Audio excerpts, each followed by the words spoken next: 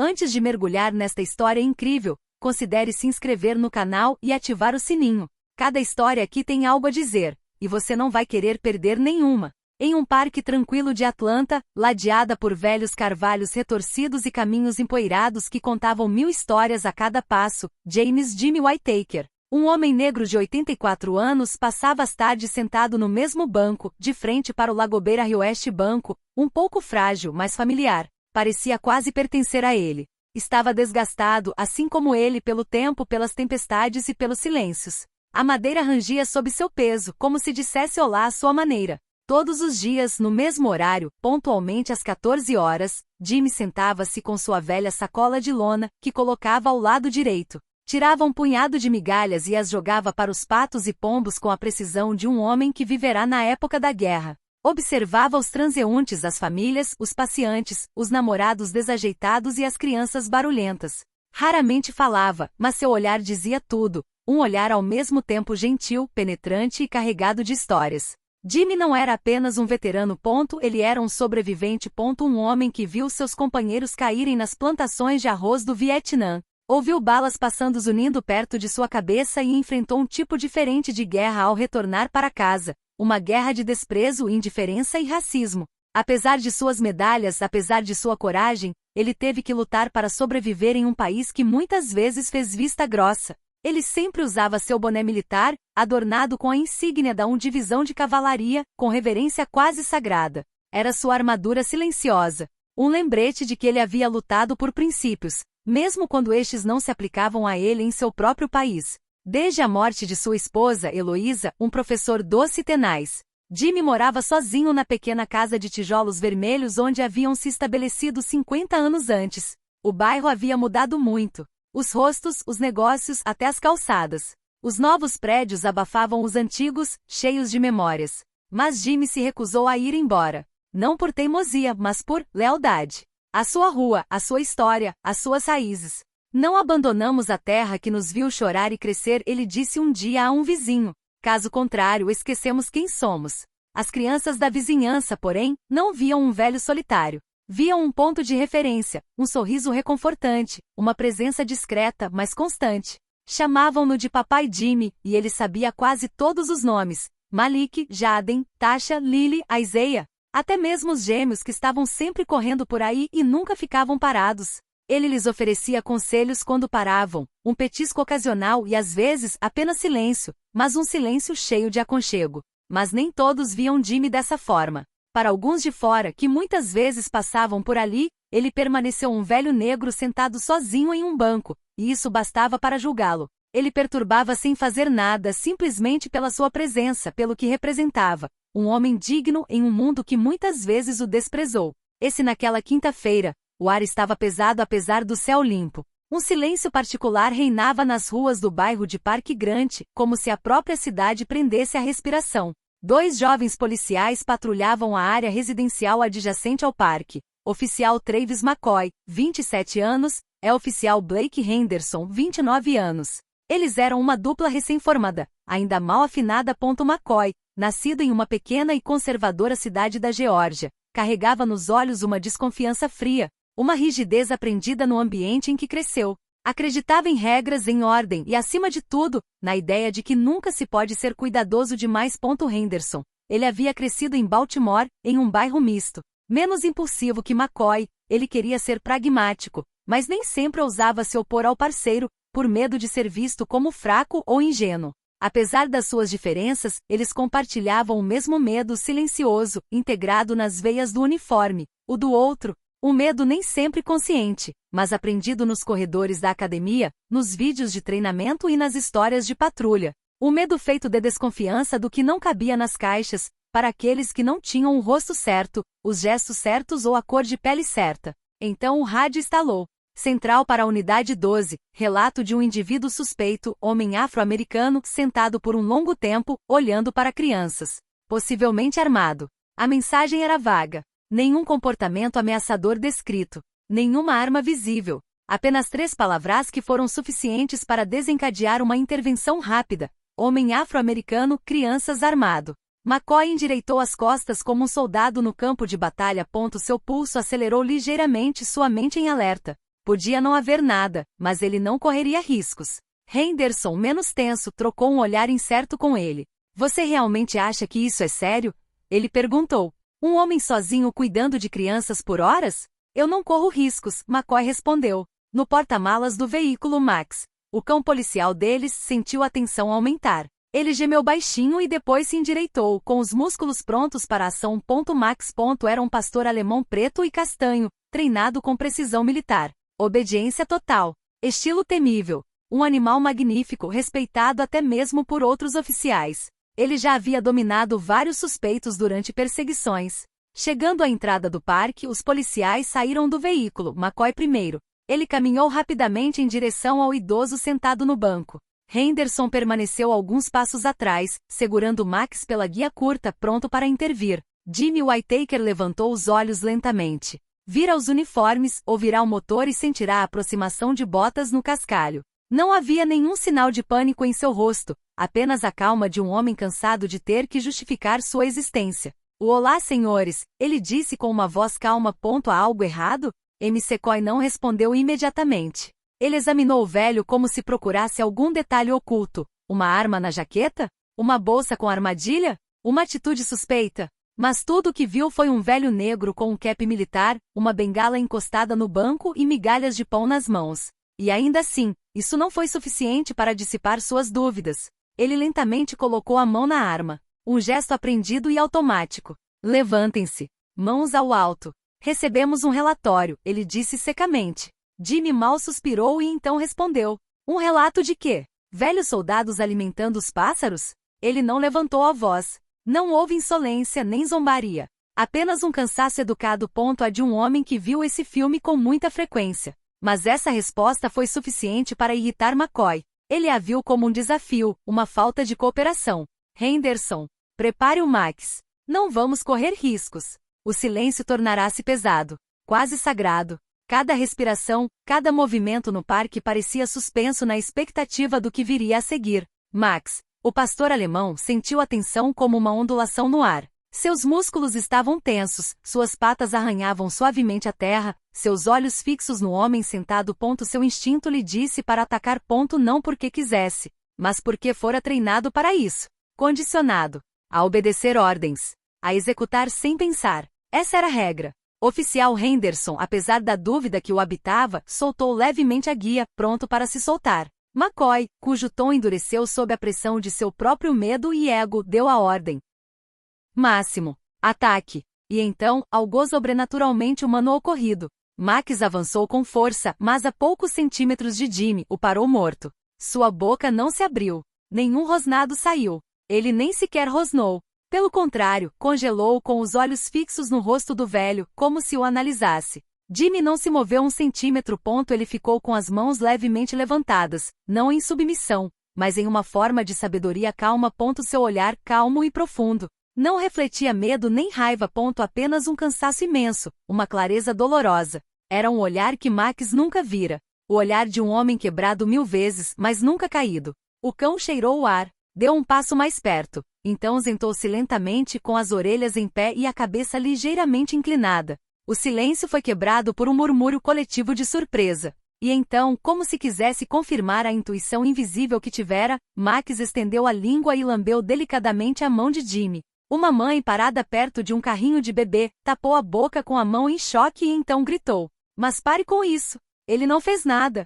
Ele está aqui todo dia, droga. Vários transeuntes pararam. Um jovem corredor ergueu o celular e começou a filmar. Outros também pegaram seus celulares. O clima no parque havia mudado. A autoridade policial passou a ser observada. Mas McCoy, humilhado pela desobediência do seu próprio cachorro, tornou-se mais agressivo. A cena estava saindo do controle. Max, é uma ordem. Ataque. Mas Max, como um cão leal à sua própria ética interior, não se moveu. Ele virou lentamente a cabeça em direção a McCoy, com os olhos brilhando de inteligência, quase de julgamento. Então, surpreendentemente, ele deite-se aos pés de Jimmy, cabeça apoiada nas patas dianteiras. A mensagem era clara: não.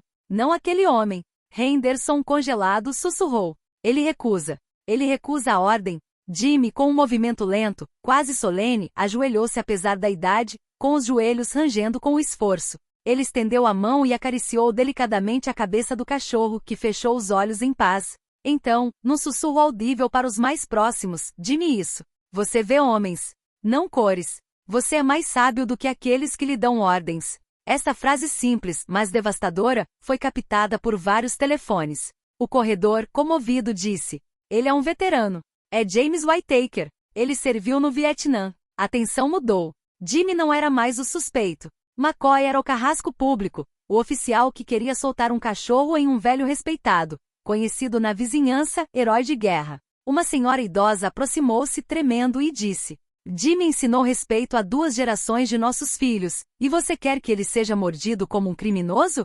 McCoy, sem fôlego, com o maxilar cerrado, sentiu o chão ceder sob seus pés. Viu os telefones, os olhares raivosos, os julgamentos silenciosos. Max, porém, permaneceu deitado, fiel não ao uniforme, mas à verdade invisível dos homens justos. O vídeo foi postado inicialmente por um corredor anônimo com uma legenda simples: um cão policial se recusa a atacar um veterano negro de 84 anos. Assista até o final. Em poucas horas, a imagem explodiu nas redes sociais.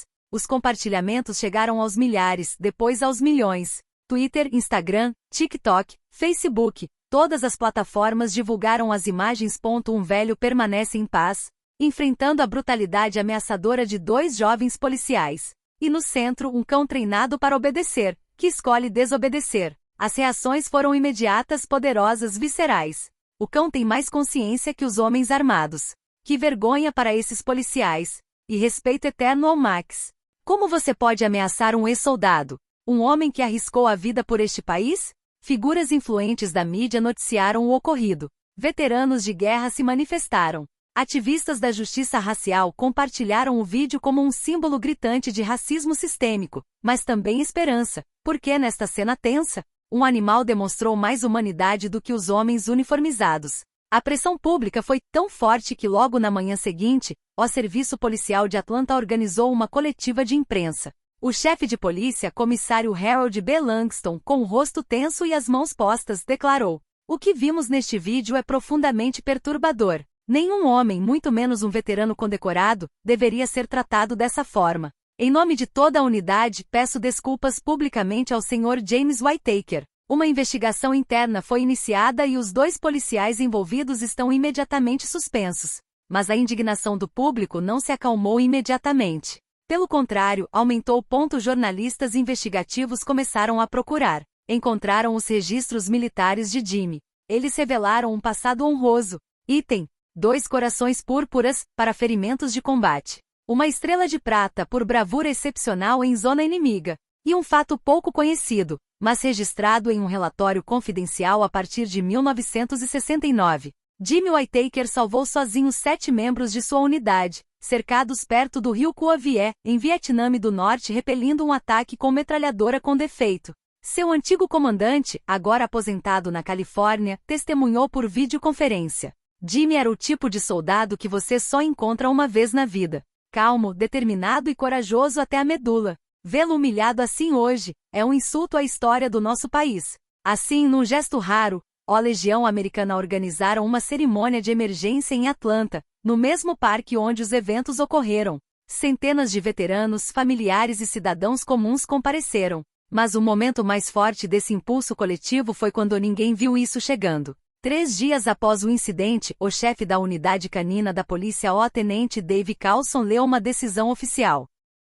O pastor alemão Max demonstrou discernimento, inteligência emocional e contenção que inspiram respeito. A partir de hoje, ele está honrosamente dispensado do serviço. E em reconhecimento à sua dedicação e consideração, ele foi confiado aos cuidados do Sr. Whittaker, para viver o resto de seus dias com aquela que ele escolheu proteger. Houve silêncio total por um momento. Então uma ovação explodiu. Jimmy, de pé diante da multidão, vestido sobriamente, mas com seu boné de veterano aparafusado na cabeça, aceitou a coleira oferecida pelo tenente Carlson. Max, orgulhoso mas calmo, sentou-se ao lado dele.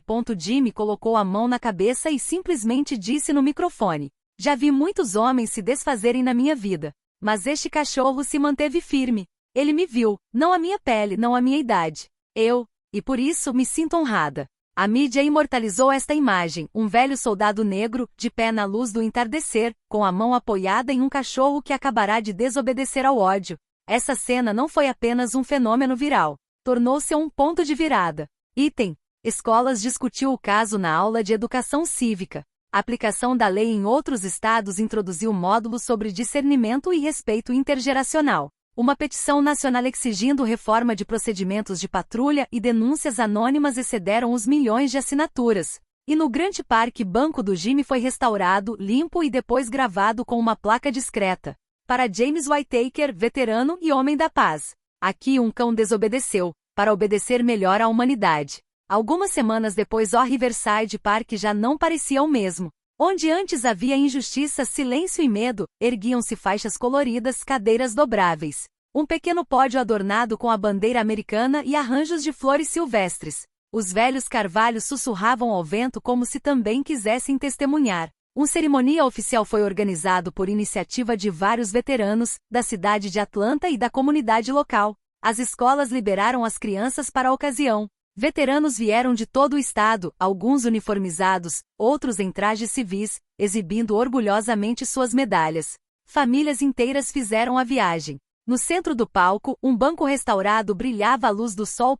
Gravado em ouro discreto sobre madeira escura. A James Whittaker, veterano. E a Max, seu companheiro na justiça. Aqui a dignidade não foi comprometida. Quando Jimmy apareceu, um silêncio imediato tomou conta da multidão. Ele vestia sua jaqueta marrom de veterano, seu cap adornado com a insígnia da 1ª Divisão de Cavalaria, e avançou lentamente em direção ao microfone. Apoiado em sua bengala, o passo lento, mas reto a seus pés, Max, silencioso e disciplinado, acompanhava-o com passos perfeitos. Jimmy não leu nenhum jornal. Não carregava um discurso preparado. Sua voz era grave, comedida, marcada pela idade, mas era impactante. Era impactante porque vinha de longe. Este cão, ele disse, colocando a mão na cabeça de Max, fez o que nenhum homem jamais deveria esquecer de fazer. Olhou para o meu coração, não para minha pele. Ele ficou em silêncio. A emoção apertou a garganta de alguns. Lágrimas discretas rolaram. E talvez seja a hora de todos nós aprendermos a fazer o mesmo. A enxergar a alma, não o exterior. A história de um homem, não a sua cor. Se um cachorro consegue entender isso, então é hora de os homens se atualizarem. Um longo silêncio seguiu suas palavras. Então aplausos irromperam. Espontâneo. Profundo. Sem slogans, sem ruído forçado. Apenas o eco do puro respeito. Veteranos se levantaram com as mãos no coração. Crianças correram em direção a Jimmy, algumas segurando seus cadernos para assinaturas, outras timidamente perguntando: "Posso acariciar o Max?" Jimmy sorriu. Agachou-se lentamente, apesar da artrite, e acariciou a cabeça de Max. "Vá em frente, meu filho. Ele ama crianças. Ele as entende melhor do que muitos adultos." Fotos foram tiradas. Famílias posaram ao redor do banco. Professores explicaram aos seus alunos por que aquele dia era importante. O parque naquele dia não era mais apenas um espaço verde. Ele havia se tornado um lugar de memória viva, um santuário de verdade e esperança. Mas não foi apenas um momento congelado no protocolo. Foi um começo. A cidade de Atlanta lançou um programa educacional chamado Olhe com o Coração, inspirado na história de Jimmy e Max, para conscientizar os jovens sobre o preconceito racial e a importância de ouvir e respeitar. E todos os dias desde então, neste mesmo banco, Jimmy volta. Ao mesmo tempo, ele se senta lentamente e joga as migalhas de pão para os patos. Max ainda está aqui, deitado a seus pés, olhos semicerrados, em paz. O velho soldado e o cão da justiça. Duas almas unidas por uma recusa. A recusa de ferir os inocentes. A recusa de se curvar à injustiça. E às vezes quando um transeunte para, Jimmy olha para cima, sorri e diz: "Espere um momento.